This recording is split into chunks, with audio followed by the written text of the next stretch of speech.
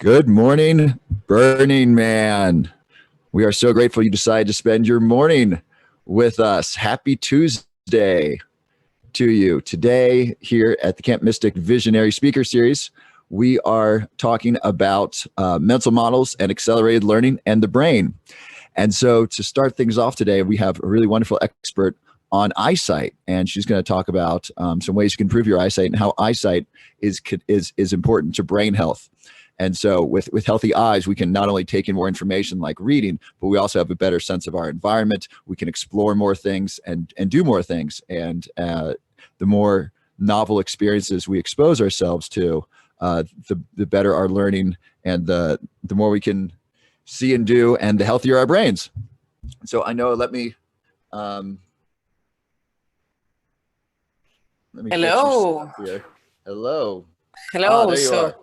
Perfect. How nice that the topic is, I heard a key word, visionary, and I guess when we improve our eyesight and our vision, our outer and inner vision, naturally, that makes us visionaries as well, because lots of people don't even believe it's possible to improve your eyesight without glasses or surgery. And I believe that you also asked me to connect what we're talking about with the brain, and that's and mental models and thinking, and that's one of the things that we can do as well. And thank you, Robert, for inviting me to come here and speak, have the chance to speak. You're so welcome. I just want to make sure that all of our technology is on. I'm recording and I'm streaming. We're streaming into, I think, 4 or 5 different universes of Burning. And then I want to see if I can spotlight you. I know I can. The question is, I want to make sure that the recording records you over me. Well, cannot help you on that one. Shall I? There we go. I'll do speaker view. Okay, we'll give that a shot. Fabulous. So, this morning we are privileged to have Ainhoa de Federico, who is a true expert in vision and improving eyesight naturally. Ainhoa has helped thousands of people around the world naturally improve their eyesight. She speaks, I know you speak at least 3 languages. Yes. You speak 5. You speak 5 languages. And then you brought yourself back from almost not being able to see at all to having near perfect vision without glasses or contacts, which is just amazing. And on a personal note, I've been trying to have my father use your stuff to improve his eyesight because he has glaucoma, and so I've been working with him to help protect his eyesight. So your work has impacted me and my family. So thank you for that.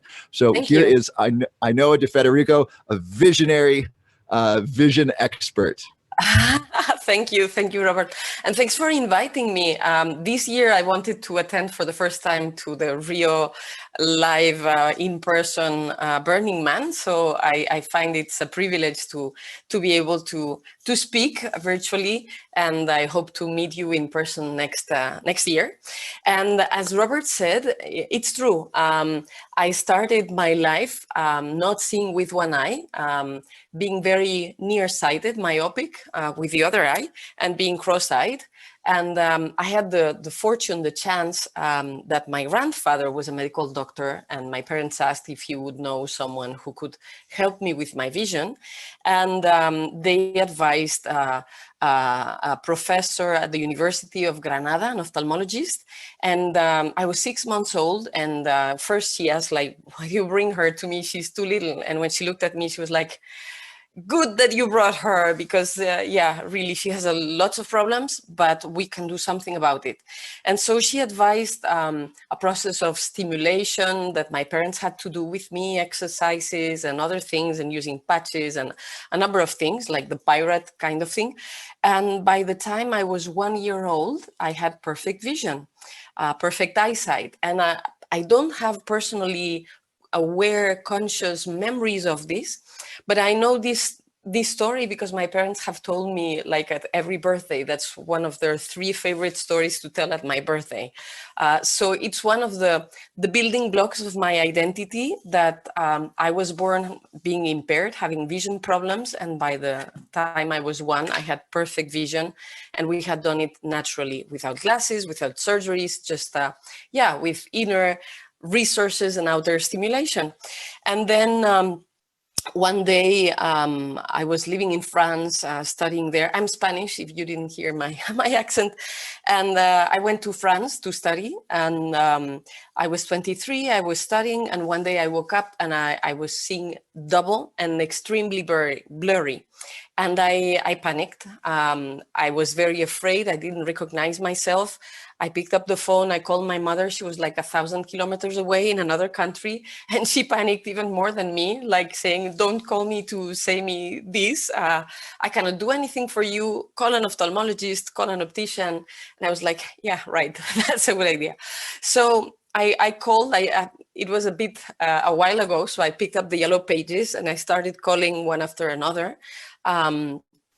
Well, I was so stressed and in a hurry to go back to my my good vision, my normal, natural, perfect vision, that I went to the first ophthalmologist that had space, which was not a very good idea. You should never go to empty restaurants. If there's empty, there's a reason for that. So I guess it works as well with some other professionals. So yeah, he was not friendly, not welcoming. The space was stressful itself. He didn't listen to me. He barely looked at me. And when I said, well, yesterday I had perfect vision and today I see blurry and double, what happened? What can I do to go back to my perfect vision? He wasn't interested. He said that I could see the best. Then he wrote down a number of dioptries, of degrees I needed for my glasses. And he said I should buy some. And I was like, but what happened yesterday, the day before yesterday, I saw perfectly. So why do I suddenly have astigmatism and myopia? Why? And silence. He didn't answer to that. So I was angry. I was very frustrated. I didn't resign myself to having lost my precious sight, my precious vision that I acquired being 1 year old with effort and knowing it's possible to have good vision, so to get it back. So coming back home, well, I tore the prescription for lenses and I threw it to the trash. And back home, I called all my friends out of anger and frustration and told them the story. And I was in the middle of processing with my friends when one said, well, why don't you go visit my doctor? He's not an ophthalmologist and I don't promise he'll find the solution. But what I do promise is that he will listen to you, he will examine you, and he will try to understand the cause. I was, okay, I buy. So I went to this second doctor. And he listened very carefully. He was very kind, took the time and verified a number of things. And after some time, he said, lady, you have sinusitis. So I had inflammation in the sinuses up and here. And so because the sinuses were inflamed, I'm going to show you an example. If this was my eye, yeah.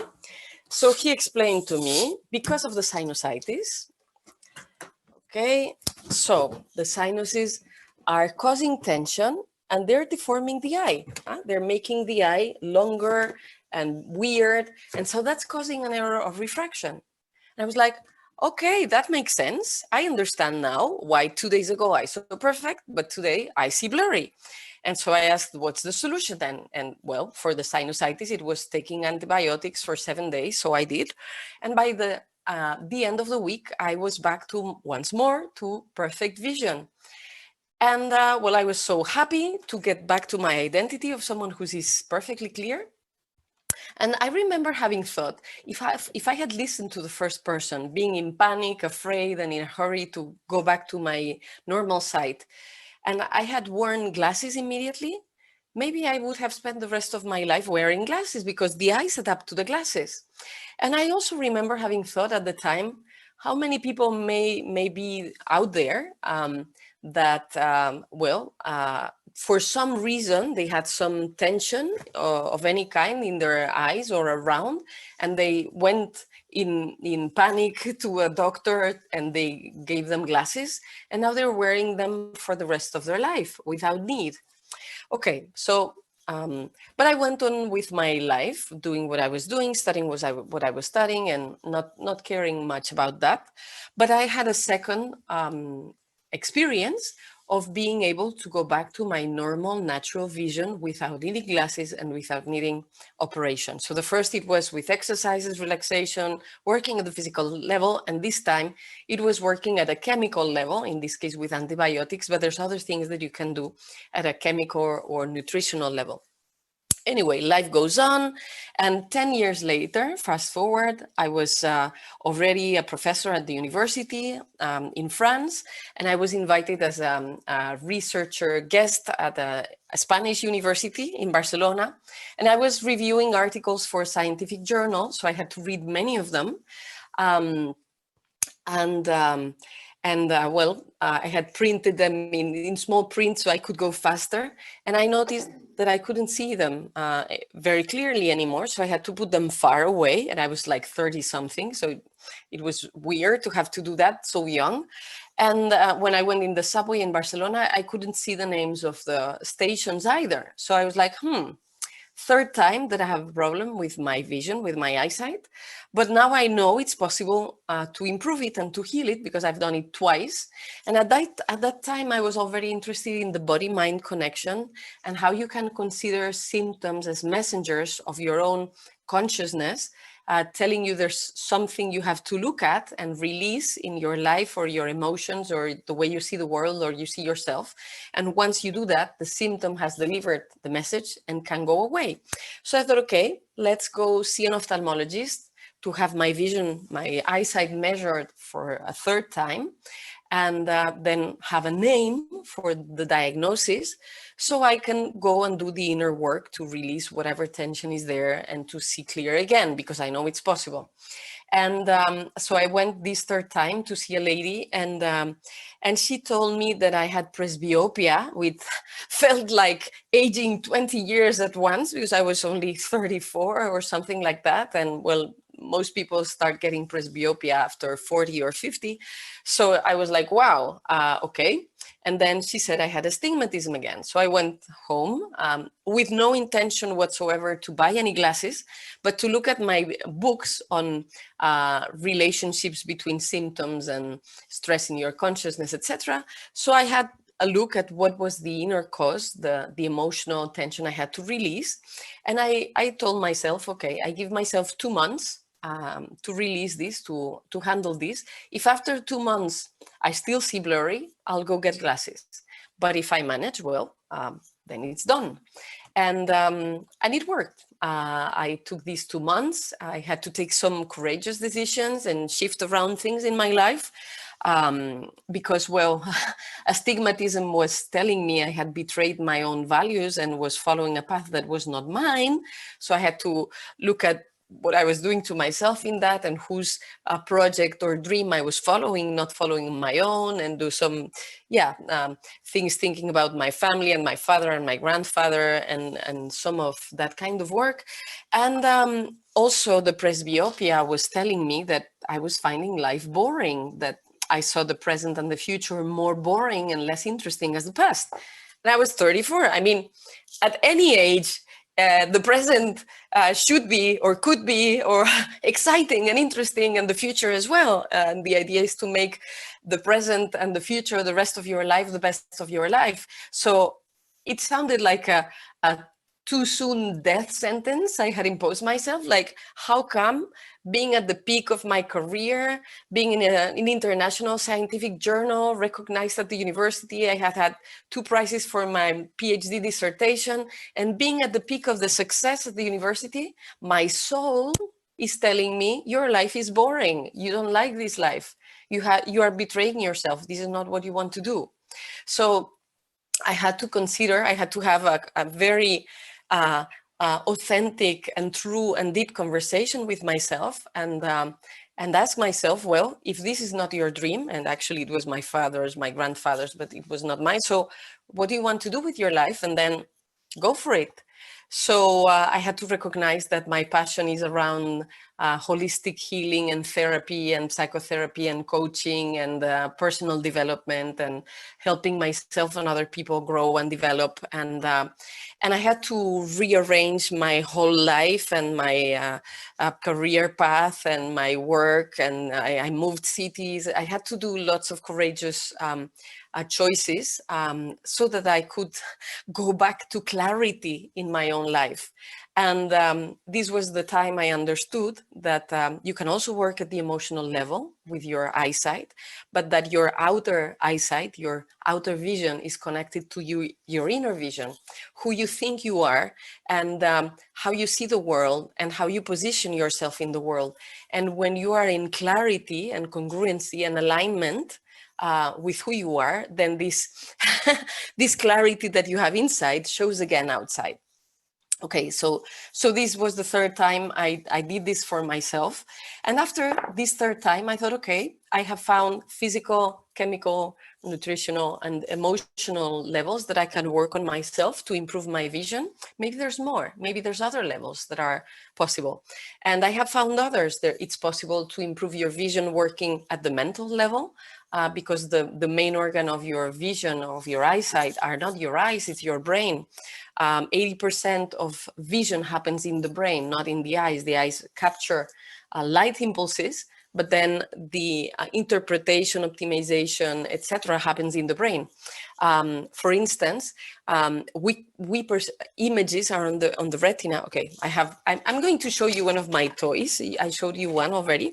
So how does the process of seeing work? Well, this is an example of an eye, and you can play with it. It has little parts inside. So light bounces on objects, and how the light bounces on objects, some of those bouncing light rays go to this transparent part of the eye, that's the cornea. So, okay, every time, I'm going to open to show you. The cornea is a natural lens, but it's a fixed lens. It doesn't change shapes, or not much. So it has like 40 diopters. And when the light reaches this lens, every time the light changes media, there's some change of angle. There's refraction. So it goes through the cornea. And then we have the iris and the pupil. This is a sphincter. This has muscles around, and it becomes small or big. When there's more light, it becomes small, like the diaphragm in a camera to take pictures or record. And when there's little light, it becomes wider. Well, you've seen them all, because we all have beautiful eyes because of the iris, and the pupil is the black thing inside. And then behind we have the crystalline, which is another natural lens, but this one is flexible, the crystalline. And the crystalline has also muscles around, the ciliary muscles.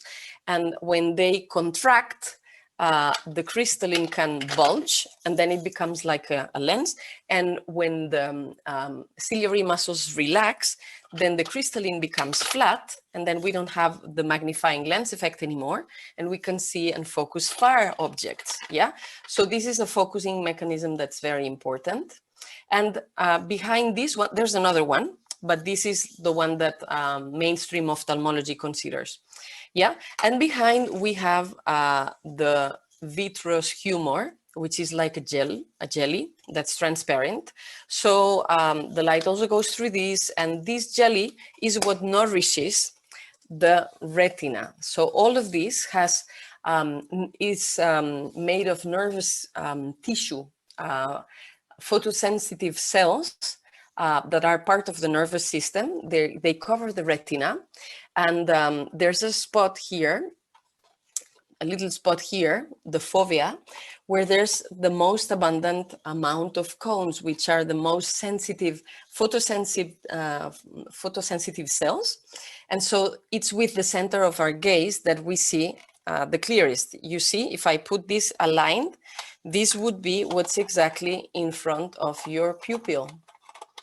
See the little yellow spot? Okay, so that's where you see best. And that's one of the reasons why when there's more light, you see better, or you see best, because then it's the fovea that's most stimulated.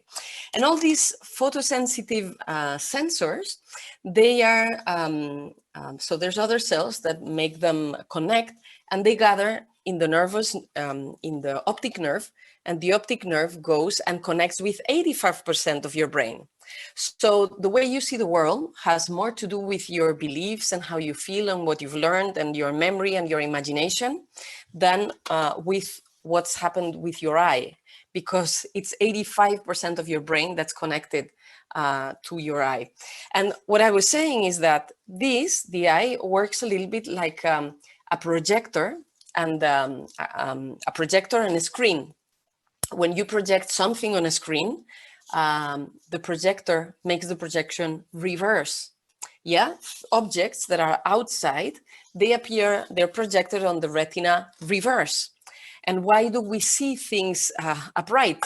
Because we have other senses like touch. So we can know touching things that actually the little vertical thing is down because I can touch it. So the brain makes things look as they are because we can triangulate with other senses. And there's lots of other operations in your brain so that you can see what you see. The brain makes Photoshop with what you perceive, like the brain removes excess of non-understandable light that it considers noise. Yeah, so it removes lots of light that your eye actually captures, but that your brain doesn't understand if your brain doesn't have a model to understand the shape it is seeing. So we have learned to see things. We have a whole archives of memories, of images, of beliefs, of rules. And there are rules of shape. There's 13 rules of shape that allow us to perceive according to those rules. So you can also learn to see more and more by enriching the mental models you have about the world and what is possible to be seen. And there's practices that you can have that make you more sensitive to different shades of light, and they open you to other doors of perception of reality. For example, so we can work then at the emotional, at the mental level. We can work at the energetic level as well to improve vision, because as I said, the eye needs light to see. The more light there is, the better you see. But there's different qualities of light. And depending on the light that you offer to your eyes, you're going to see better or worse. And the best light for the eye is sunshine, sunlight. It has all the spectrums of light that the eye needs to be healthy and see. And in particular, red light of the sunset and the red light of the dawn is the best light to stimulate and nourish and protect and train your retina to see better and better. But when you go in the realms of light and energy, we can do exercises, as I said, where you can train your brain to be more sensitive to different shades of light. And you can learn or remember, for example, how to see auras. And when you start doing that, it gives you much more information about reality. Lots of people say, if I don't see it, I don't believe it. But we know that there's lots of things that we do not see and that happen. For example, telephone waves or Wi-Fi waves or radio waves or television waves. They are there. We can see the effects because we can see each other on the screen or listen to ourselves or to others when we speak on the phone, yet we don't see those waves.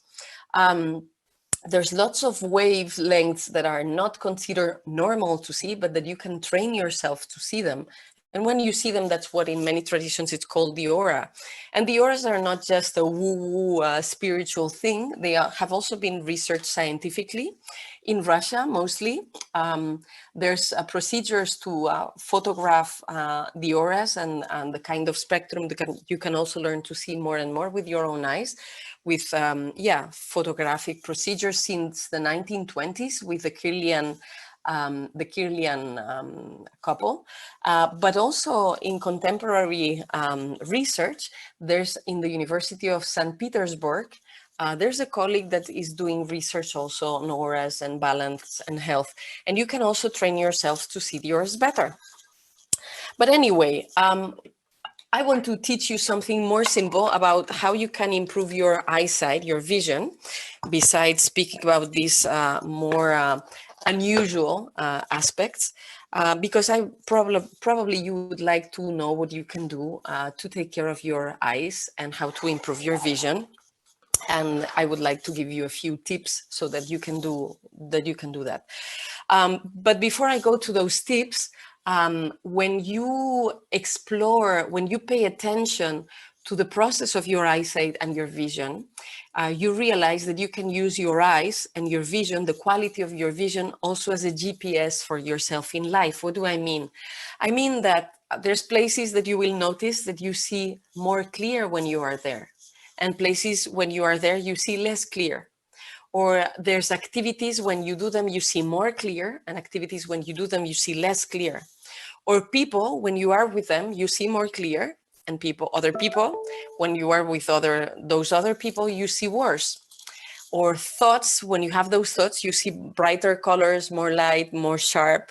And other thoughts, when you have those you see gray, or you see red, or you don't see contrast. Emotions, when you have those emotions, the light, the world is more shiny and beautiful and white and colorful. And other emotions, when you have those, you see gray, and you see worse. And it's important to pay attention to those things, to track those things and bookmark them, because all of that is giving you information about who you are and what you have come here to do, and what's your vision for your life. And the idea is to nourish yourself by being in the places, doing the activities with the people where you see clear, and nourishing the emotions and the thoughts that make you see clear. And when you do that, your eyes become your guides, become your gurus, become your GPS in life. And then you can understand also in more detail, in a more subtle way, this connection between inner and outer vision. So it's amazing and fantastic and impressive to explore all the dimensions of eyesight and vision, inner and outer vision. It's also important to work with a balance between your eyes. Okay, the two I'm showing here are different, but when you stimulate both of your eyes and you make sure that you see as well with one as with the other, and you coordinate the use of them, well, the first effect is that you can see the world in 3 dimensions when both of your eyes are working well and balanced. But also balancing both of your eyes, it balances both of your brain hemispheres, and that makes you more intelligent. It makes that your left and your right hemisphere, they are both equally active and more coordinated through the corpus callosum. So you know that you have one hemisphere that has more rational, analytic, cause effect, before, now, after kind of thinking, and the other hemisphere that has more of synchronicity, intuition, imagination, causality, kind of thinking. And both of those are different kinds of intelligence, and they're both useful in life. And the idea is not to throw away half your intelligence to just rely on the other one, or walk with one leg and not with the other one, or see with one eye and not with the other one, or hear with one ear but not with the other, or use one hand and not the other. The idea is that you have all of these resources and you can maximize and optimize for the use and the stimulation and the combination of all of those forms of intelligence. And then you have a more balanced view also of life. And when you stimulate both of your eyes and you make them work more coordinated, both of your hemispheres are more stimulated and more coordinated as well. Both of your sides of your body do that as well. So you have a better posture, a better balance, and also your personality polarities also balance, like the male, female, yin yang way of being, they tend to be more and more balanced. So these are different levels with which you can improve your vision. You can also work with habits, because looking poorly, using your eyes in a poor way, takes as much time as looking properly and keeping good care of your eyes and improving your vision automatically day by day, doing things like blinking more often or looking at the far more often. There's simple things that are incorporated in the use of your eyes that can improve your vision. So we have talked quickly about several levels. You can improve your vision at the physical level with relaxation and exercises for the eyes. You can improve your vision at the chemical, nutritional level, learning how to eat better, to see better, and to detox, to see better. You can work at the emotional level, releasing the emotional strain and tension that's keeping you from seeing clearly. You can work at the mental level by training your brain to see more and more clearly. You can work with light and energy to accelerate the process of seeing better. You can work at the subtle level, opening more to different dimensions of what your perception can allow you with your vision, and opening more and more the doors of perception, and seeing how there's a dance between reality and you, showing you clarity for you in your life. You can work with the balance between your right and left eye, and you can work with your habits. And when you do all of this, according to my experience, that's when you have the best chances to improve your vision naturally, without lenses, without surgery, and to have a wonderful vision for life. And now that I have explained this, I want to show you another of my friends, to show you a little bit more on how you can improve your vision. I'm going to show you two techniques, a technique of relaxation for the eyes, and I'm going to explain, you will test it another time, the instant focus technique. That one is amazing because in a very few short minutes, you can improve so much how sharp you can see and how you can read small print, and you can verify it. If you have a document with different sizes of letters, you can have a look and you will notice how you see better and better.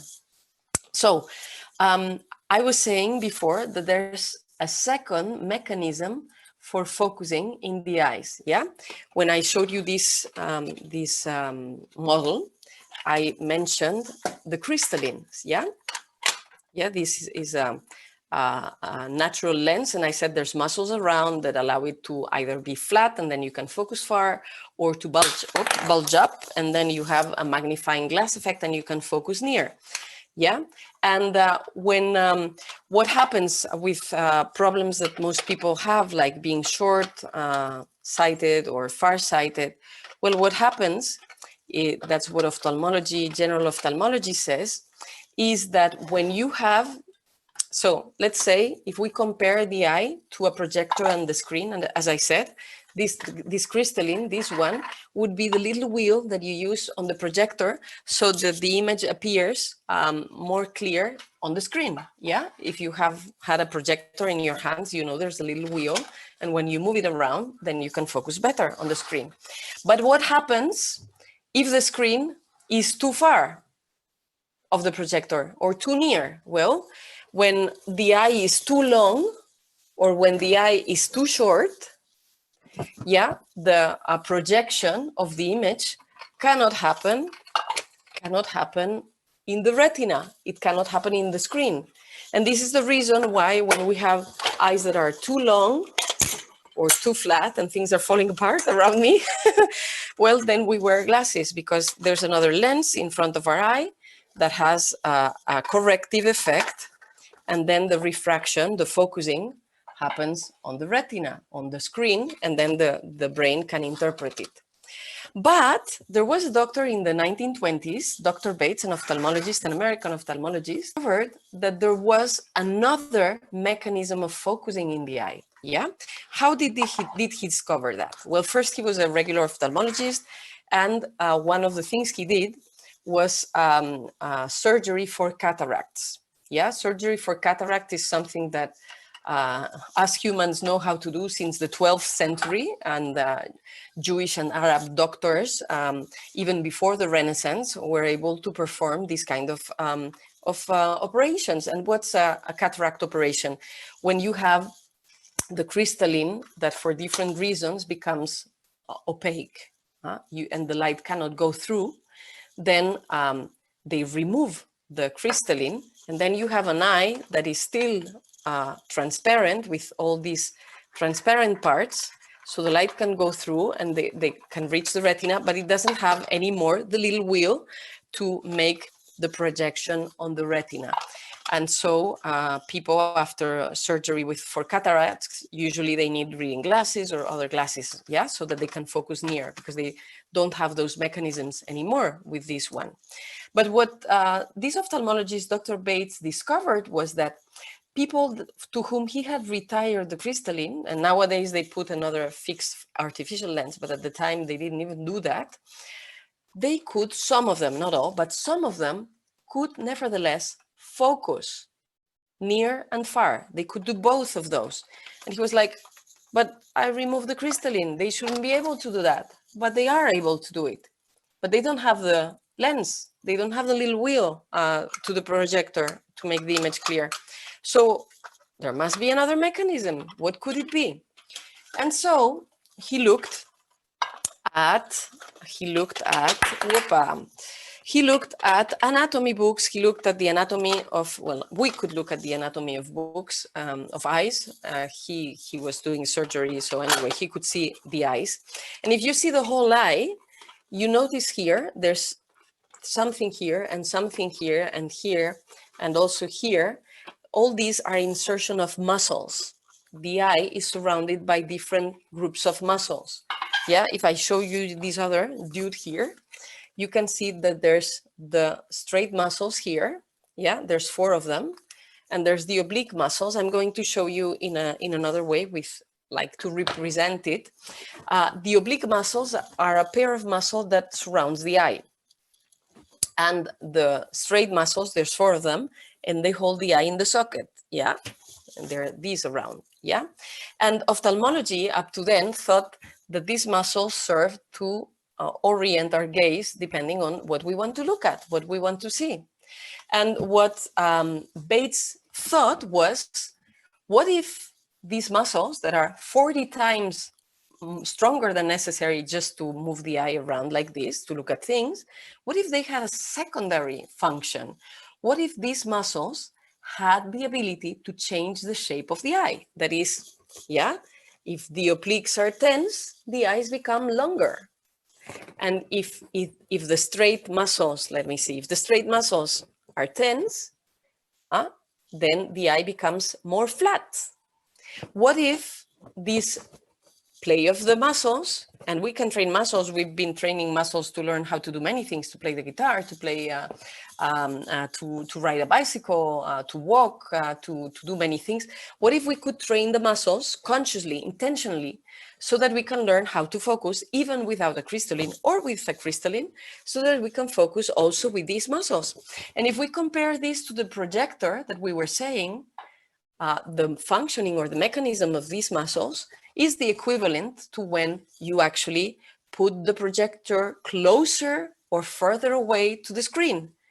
You can also improve the focusing of whatever presentation you are wanting to project on the screen. When you move the projector closer or further away, that improves or worsens the focusing. And then you can fine tune with a little wheel for the little small effect. So actually the work of the straight and the oblique muscles, has a stronger, rough, but stronger effect on focusing than the crystalline, than the little crystalline around here does. The crystalline also works, of course.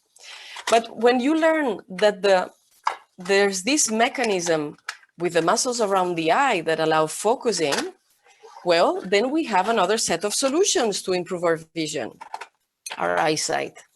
First, if this is a myopic eye, what could be causing the nearsightedness, the myopia? The oblique muscles being too tense. That's the hypothesis that Dr. Bates used. So when the oblique muscles are too straight, you have a too long myopic eye. What would be the solution then? Relax these muscles, and then the eye gets back to its normal shape. And when you have hypermetropia, so another kind of farsightedness, it's because the straight muscles are too tense, so they make the eye permanently too flat. So the focusing cannot happen well. Yeah, so what's the solution for hypermetropia? Yeah, that kind of farsightedness. Relaxing these muscles. And then what's the problem behind presbyopia? Well, behind presbyopia, there's another set of muscles that are too tense. the muscles around the crystalline, the ciliary muscles, you can also relax and train those.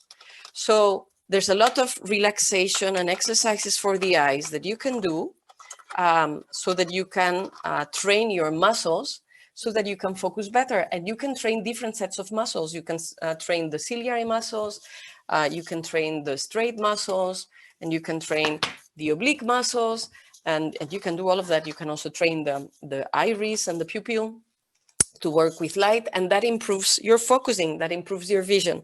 But you know what? More important than the exercises is the relaxation. I'm going to show you why. Let's do a little exercise here. I'm going to ask you to tense yourself as much as you can. Let's do it right now. Tense, tense, tense. And when you're tense, try to move. It's impossible to move when there's tension.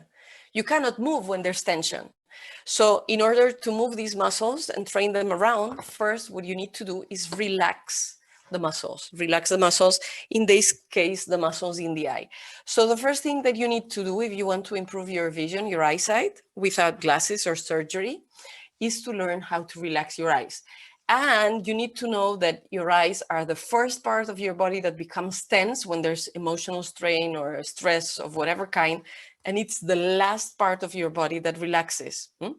And the eyes are connected to all the other muscle chains through the fascias, the connective tissue. So if there's tension elsewhere, there's probably tension in your eyes.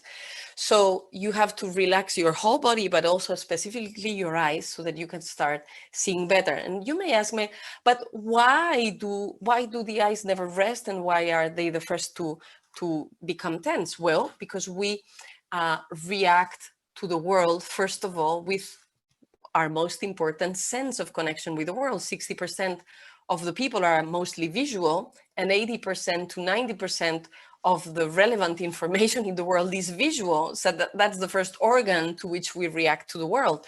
And if you see any horror film, people, when they're afraid, they have very fixed gaze and with lots of tension. And also when we sleep at night, there's this REM phase of dreaming where the eyes are moving. So the eyes are rarely at rest. So I'm going to teach you one very quick technique that you can apply in a few minutes. Even if you try it, if you experience it for 1 minute or 2, it makes a difference. Ideally, the best would be to practice it 5 to 10 minutes, and especially to do it just before going to bed to sleep. And then the hours that you sleep will be also very good for your eyes. They will rest while you sleep. So if you want to improve your vision while you sleep, your eyesight, it's good to do this technique right before going to sleep. And it's a very simple technique. It's called palming, and Dr. William Bates invented it. So it's good to relax your eyes, your hands, I mean, and make spoon-like shapes with them. And cross your fingers like this or like this, like 90 degrees. And you're going to put your fingers on the third eye, in the forehead, and you're going to use the palms to put them around the eyes themselves, yeah? There's different reasons for that. First, it's comfort, but also you have energy centers in your hands. So when you put them in front of your eyes, that also helps energetically. So there's heat, there's darkness, and there's energy that's going to relax and nourish and stimulate your eyes and make your vision better. So you do this. And if you are in front of a table like me, you can put the shoulders on the table, and then it's more comfortable. Because if you keep them like this, there will be tension in your muscles in your arm, and they will go to your eyes. Also, if your hands are tense or tight, so that's why you relax. And then you make these spoon-like shapes, and you put your elbows on the table, and you make like a little flat space so that you can put your face, and you make sure that your eyes are closed and there's no light going through. And you can imagine black ink that's going in front of your lids. The more you imagine the black, the better you will see with your open eyes. And very important to allow yourself to breathe, because if you take this position like this, No relaxation possible for your brain or your eyes if you cannot breathe. Yeah. So you do like this and you can stay for a minute or two, or you can keep listening like this if you want. But I would especially invite you to practice this before going to bed. When you go to bed, you can put your elbows, you can sit on the bed and you can put your elbows. I'm going to show you. I have my bed here. You can put your knees, your elbows on your knees. Let me see if I can show you. So you sit like this. Whoops. You sit like this. You can unbutton your pants so that there's no tension in your belly. And you put your elbows on the knees. You make the relaxed hands. You make a spoon.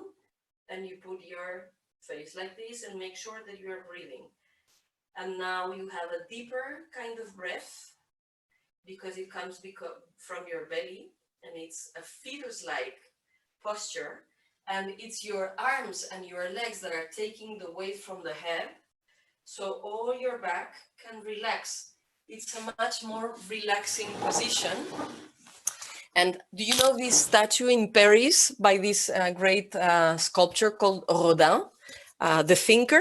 So it's kind of the thinker, but doing palming. And when you do this posture, it's the best optimized, relaxing form of palming there is. So I invite you to test that one.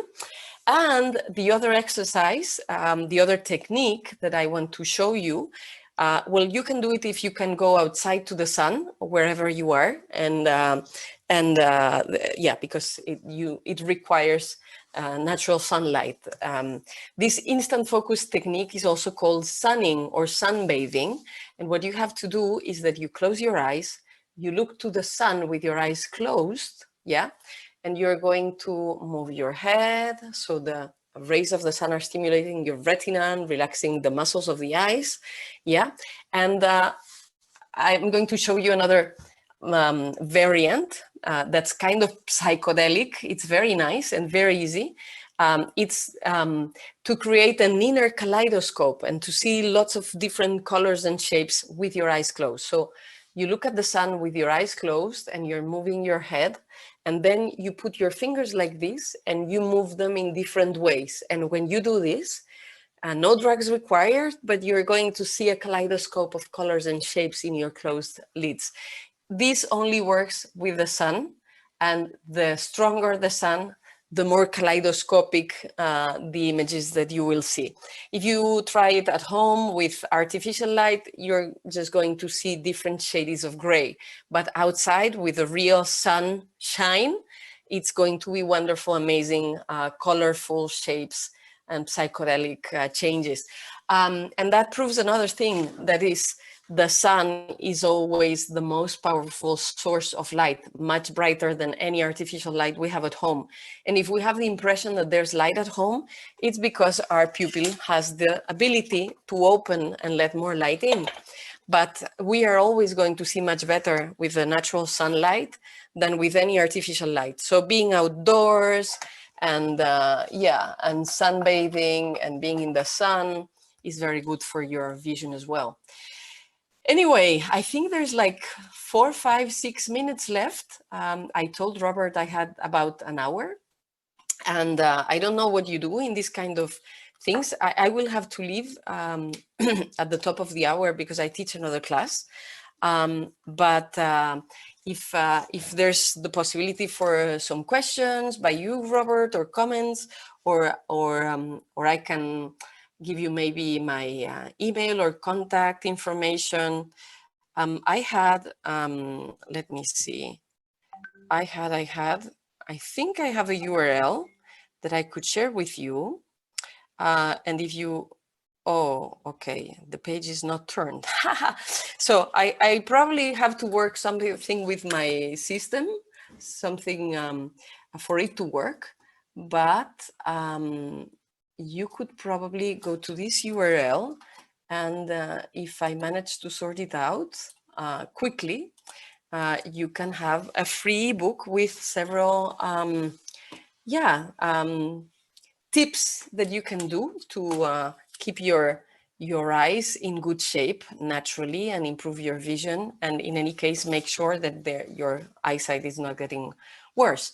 So I'm putting it on the chat, Robert, but probably I will have to plug something so it really works. And I'm leaving you also my website. It's in Spanish because I usually teach this in Spanish. I teach it at the university in France as well, in French.